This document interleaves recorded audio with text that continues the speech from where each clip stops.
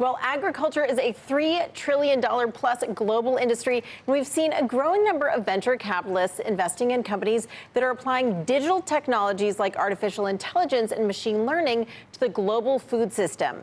This year's #1 disruptor has become a leader in the ag tech revolution. Take a look.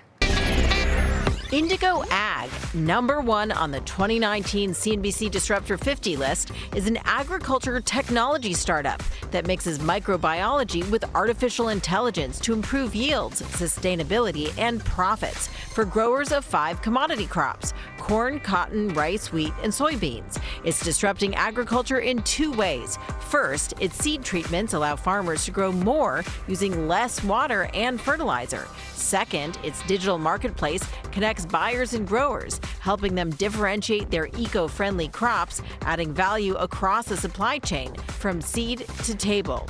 Founded in 2013, Indigo's technology is being deployed to more than 1 million acres of farmland around the world, a number it expects to quadruple by the end of this year. The company has raised $650 million in venture capital to fund its growth and has an estimated valuation of $3.5 billion. Julia is going to stick around. Joining us now is David Perry, President, CEO, and Director of Indigo Ag. David, welcome. Congratulations for landing the #1 spot on the disruptor list. Well, thank you. We're grateful to be here. It's a big moment for Indigo, obviously, but more importantly, I think it's a big moment for agriculture. You know, agriculture is a $3.2 trillion industry, one of the largest in the world, arguably the most important in the world, and has been, behind the curve in adopting new technologies and new sustainable practices. Can you give us an example of how exactly your technology can improve either yield or efficiency or any metric that you want to use for farmers? Absolutely. So one core technology we use is microbiology, microbes that naturally exist within plants and evolved over hundreds of millions of years to protect plants against stress.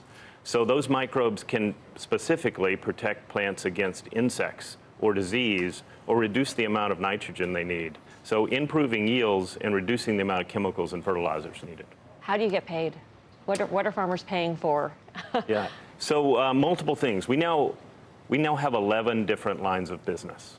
So that includes microbiology, it includes digital agronomy, as well as marketplace and transport. Each of those has its own business model. When you see in a Whole Foods or advertisements, no GMOs, and you see that as a huge selling point, basically from a lot of people that invoke science, supposedly in other settings, but then with GMOs have no idea how these things work. Do you worry that you're going to be tarred with the same brush, that you're introducing something that could be harmful down the road or mutate or things like that? I mean, I think I see what happens with the GMO industry, and I guess every rationally designed drug that we have designed, we wouldn't want those either, since we use genetics and we're playing with life and things like that either. And you see what I'm saying? Is that a concern for you? I completely understand what you're saying. The GMO debate will probably span beyond the time we have available.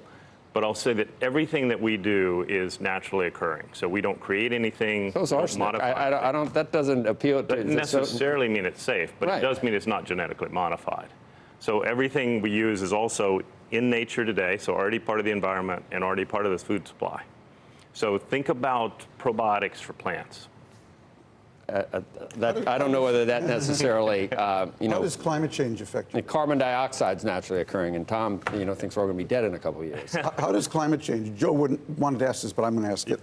How does climate change affect your business? Well, in 2 ways, really. So what we do is help the things that we're doing help plants resist stress, such as heat, drought, et cetera. Make them more resilient. What makes them more resilient to that, and those are things that come with climate change. And then over time, as farmers change their practices, we're actually reducing their footprint, and in fact can even flip that around and make farming carbon positive, so start to be part of the solution. Now, you're expecting to be able to quadruple your business in terms of quadrupling the reach of your technology from 1 million, I believe it's 1 million acres to 4 million in just this year. What's your plan to be able to grow that quickly, and what's your growth outlook beyond that? Well, so we're expanding in 3 ways. We're expanding geographically, so we now operate in 5 countries around the world, and we just established an office in Europe.